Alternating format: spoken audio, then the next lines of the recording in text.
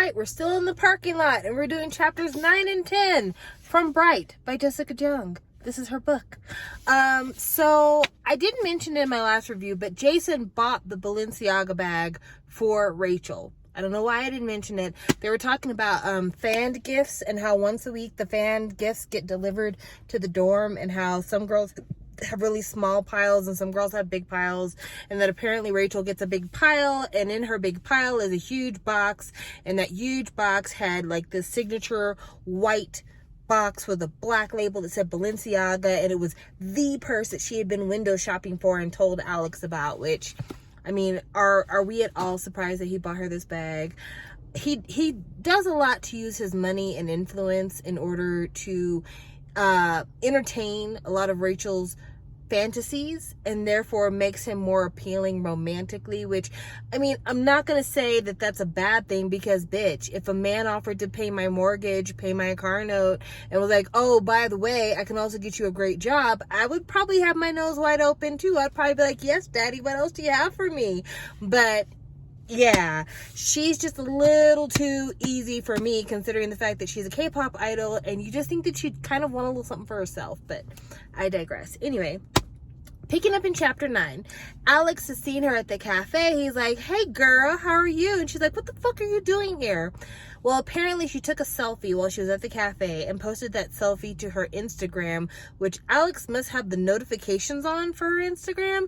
But he was in London for a meeting, took the English channel to get to Paris so that he could meet up with her, and just basically roam the streets of Paris until he found her, and was able to find her because of her selfie. When I tell you, that is so stupid. That is so stupid. That's so stupid. That's so stupid. Unless she was at like a tourist trap cafe, how the fuck could he wander Paris and find her?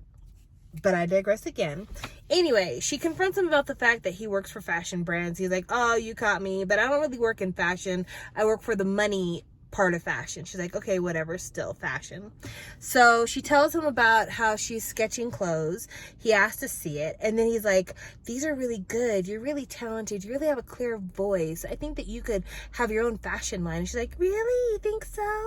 And he's like, yeah, totally. And he's like, if you could have the career of anybody, whose career would it be? And she picks this artist called Carly Mattson, which I think Carly Mattson might be inspired by Beyonce. I only say that because it's a woman who used to be a part of a girl group and then became a superstar when she went on her own, and she also has a hand in fashion design as well, but also she's known to be like a real family person, and her and her husband are very close, and they raise their kids, and she spends a lot of time focused on her kids. So I mean, I can't really think of another popular artist right now that would sound like other than Beyonce, at least in my opinion.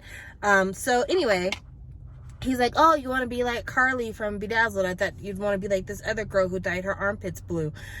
It's a thing, it's a joke, I guess. So he's like, hey, I'm gonna give you a multiple choice of what you want to do. Do you want to go for a walk? Do you want to have a picnic? Do you want to do this? Basically, his whole flirting style is, I give you multiple choice options, you pick your choice, which I guess is a big thing for Rachel, because DB doesn't really give her many choices. So she's like intrigued with the idea of being her own decision maker. But if you really look at it, she's not being her decision maker, because she's only really getting to decide from the options that Alex has put before her, not her own options. She's not creating the options. Anyway, so they're walking and talking and flirting and happy, and fingers are brushing, and this is really stupid because they're in France, and the paparazzi could find them in France because the paparazzi are not banished from France. So I don't think it's a smart idea, but it is what it is. Anyway, it gets to be nighttime, and Alex is like, hey, I have a reservation for us to go eat at this restaurant. So they go to the restaurant, table for two, and then he's like, oh, by the way, I'm leaving.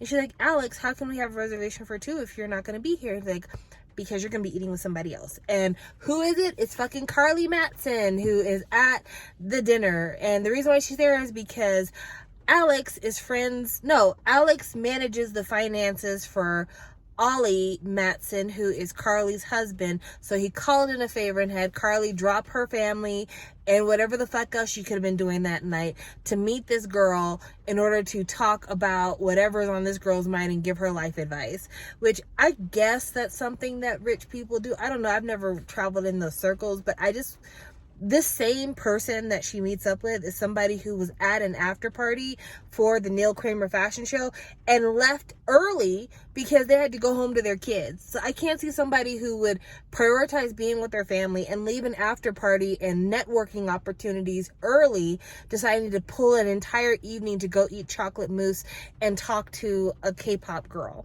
I just don't see it. So anyway, they're having a chat and Carly's like, you should do what you want, and if you have to break the rules, you can do it because that's the only way to have it all. And of course Rachel's getting hyped up like, that's right, bitch, I'm gonna do it.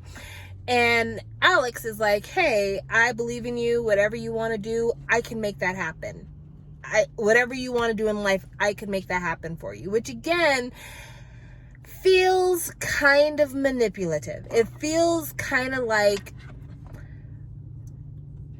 I'm not a super feminist. I'm a feminist, but I'm not like a super like hardcore feminist. But the idea that I'm going to take care of you, I'm going to make your dreams come true. And even the way he suggested that she does the fashion, he's like, you don't have to know how to sew. You don't have to go to school for fashion. You have taste. So all you need to do is just draw some sketches, pick the fabrics, and have people underneath you create the vision. And that is a lot of how it goes. Like, honestly, Beyonce's Adidas line, I'm certain that she's not in there saying, like, this is how you sew on the stripes. But at the same time, it's like, Rachel, in order to be in Girls Forever, had to actually work. She had to learn the ins and outs. She had to go to PR training. She had to do a lot of things in order for her to be able to say, I'm eligible to be a K-pop idol, in order for me to do this job. And I feel like it shows a lack of respect and a lack of taking it seriously to be like, even though I don't know anything about fashion, I can just walk into the fashion world and expect things to work for me. But that's just my idea of just, I don't know. I feel like if she was really serious about it, she would start with, I need to know this business upside and downside. I need to be talking to designers. I need to be kind of peering behind the scenes. I need to start with the stylist that I work with at DB and ask them, like, how do you source materials? How can you tell what's good for stage wear? Give me the opportunity to design some things. Key from SHINee does not have his own fashion line, but he has designed a lot of stage costumes for SHINee. He's also he's also designed some of the merch for SHINee, like some of their concert t-shirts and things like that. And he takes fashion very seriously, and he spends a lot of time, you know, getting to know designers, getting to know the process, making connections, networking, that kind of thing. Like, he really cares about fashion, and he cares about labels and all that kind of stuff too.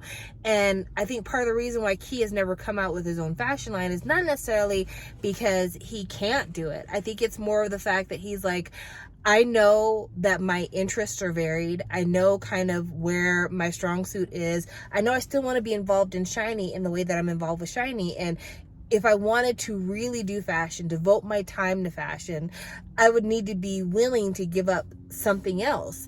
And so I can't do that. Therefore, I can design stage clothes and I can do some merchandising, but in terms of me putting out a full fashion brand and coming up with seasonal looks and following the cycle of fashion, and also marketing and getting stuff into stores and on shelves and merchandising and manufacturing, that's just more time that I'm not willing to commit. Because if I wanted to do fashion in the way that I love to consume fashion, that is a much bigger commitment. Like, Key's not going to come out with a line at your local Target or your local Walmart. Key's going to come up with something that, you know, leather bags, luxury fabrics, small boutique collection. And so, I don't know. I just feel like if Rachel really loves fashion, she would understand that it's more of an investment in the process and in the art than just saying, I like clothes, I'm good at sketching, and I have good taste.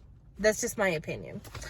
Anywho, so after she has dinner with Carly, she goes back to the hotel and Alex texts her, like, how was dinner? She's like, oh, it was great. The company was pretty cool too.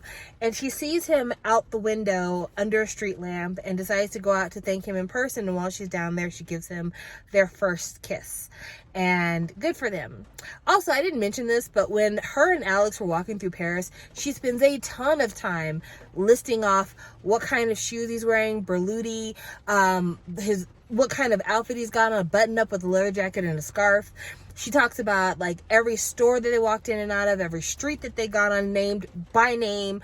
Like, I didn't realize how much of like a label whore Rachel is, but she absolutely is. Like, she's into the artifice of luxury that fashion is and that exotic travel is. So good for her, I guess.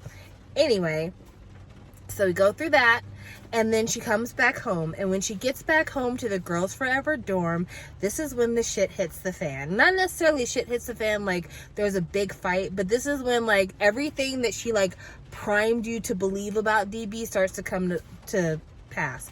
So everyone is talking about kind of like what they've been up to, and Rachel, when she comes back, one of the girls is like, oh, my hair, I'm having a hard time with it. And she's like, oh, well, at the Neil Kramer show, they gave us gift bags, and there was this hair tonic there that I can let you borrow. And Mina's like, okay, bragging. And she's like, how is it bragging to offer to let somebody borrow a hair product? It's like, girl, do you not get the fact that you're like, oh, in the gift bags at the fashion show? Like, you're totally missing that part of what you said.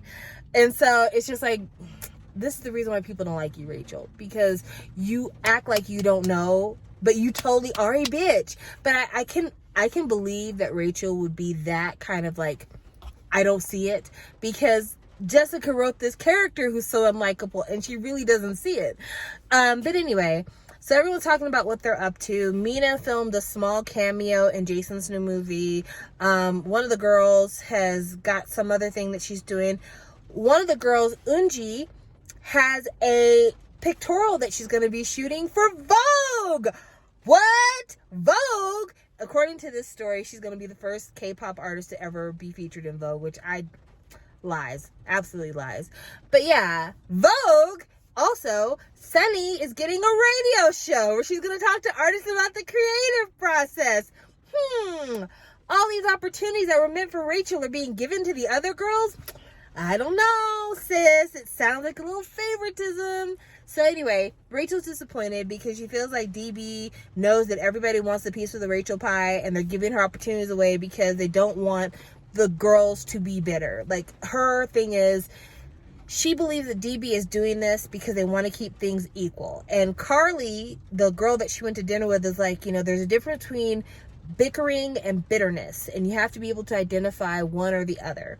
So anyway, she goes to Mr. No, Rachel does, and is like, listen, I want to have a fashion line, and I am willing to write up a royalty agreement, and I'm let you have some money in order for me to have a fashion line. And of course, Mr. No is like, excuse me? And she's like, well, you know, you have the other girls doing stuff, like Mina's shooting a movie, Unji's doing a Vogue photo shoot, Sunny's doing a radio show. So I figure, since everybody else is doing something solo, I could have this. Also, I'm willing to give you some money. Mr. No thinks for a second. He's like, you know what? It's not a bad idea. In fact, it's such not a bad idea that I'd be willing to let you release a line of clothing under DB, under our umbrella. We would finance the thing. And of course, Rachel's like, but this is my creative outlet. This is my safe space. I don't want to muddy that with DB's fingers. So instead, I'd like to keep to the royalty agreement, which Lucian is like, okay, cool. We'll have our lawyers look over it, get back to you. So she's excited, goes back to the dorm and tells everybody at the dorm that she's going to have a fashion line. Well, Lizzie is upset because she's like, if you have a whole fashion line, how does that leave you time to do Girls Forever type of stuff? Because like, this is the rest of us, this is our full-time gig right now. And I'm beginning to think that Lizzie's character might be a stand-in for Tiffany, which I'm not saying that because I think that Tiffany's bad or anything, but Jessica writes Lizzie extremely hateful. At least with Mina, there is kind of like, Mina's not that bad, but Lizzie it seems like everything that Lizzie does is just some hateful bullshit, like every single time. And so I'm kind of thinking that's where we're going with this, but I don't know, we'll see. Anyway, she then tells them about how when she went to Paris she ate fun food, and that's the end of the chapter. So I'm excited to see how things work out with her and the fashion line, how DB Entertainment is going to feel about the fact that at some point or another, I'm certain that Alex's name is going to come up, because when she talks to Mr. No about the fashion line, she's like, and here's a royalty agreement. Of course, Mr. No is going to want to wonder, who did you get this royalty agreement from? What lawyers are you talking to? What business advisors do you have? Because this all seems very calculated and very professional, and that's not what you do. So yeah, I'm waiting to see when the butt heads part arrives, where Alex wants to do one thing with Rachel and DB wants another, and they want to encourage Rachel to get Alex out of her business, out of the company's business. I feel like that's coming at any point. But yeah, that puts us at least a third of the way through the book. So yeah, this is not a lot of reading. Let me see here. We are at the end of chapter 10. We are 143 pages in, and looking at the book, it looks like there is 378 pages before you get to the epilogue. So that's exciting. That's fun. That's new. Also, when I was flipping through there just now, I wasn't trying to read anything. I briefly saw a flash of Akari's name towards the end of the book and something about mental health. Girl, let me tell you something. I don't have a lot of things I'm anticipating in this book. There's not a lot of things that this book could give me that would make me super upset, but I will tell you something, and I mean it from the bottom of my heart. If she does something classless about the death of 2 former SM members in this book, I will fucking riot. I mean, not saying that I saw that. I'm not saying that I saw that. All I saw was the phrase mental health, and I saw a mention of the name Akari, but I'm absolutely dead fucking serious. If at any time in the writing of this book, she has something shitty to say about a character who ends up self-harming, I'm going to be incensed, because not for nothing, I don't recall there being any pictures of Jessica at Jonghyun's funeral. And Jonghyun's funeral was not an SM production, even though a lot of SM idols were there, but I'm just saying. And then, of course, Crystal was close with Sully, but again, I don't remember hearing much about Jessica attending Sully's funeral. So not saying that they couldn't have been close and maybe she felt like by being there it was going to detract attention or whatever. All I'm saying is, I just really don't feel like a book like this, something fictional like this, is the appropriate place to approach those 2 individuals, in my personal opinion. Because it's going to be 5 years this December, and I'm not ready. I don't think the rest of us are ready. It's going to be 5 years this December since we lost Jonghyun, and I'm just not ready for that. I'm not ready for that. Speaking of which, Chinese anniversary is coming up soon. Excited about that one. But yeah, unless it's very tactful. I think I talked to you guys about this before I went on my hiatus, but there was a New York playhouse that was doing like a summer art series or something, and some white woman decided to write a play about the ghost of Jonghyun talking to a fan.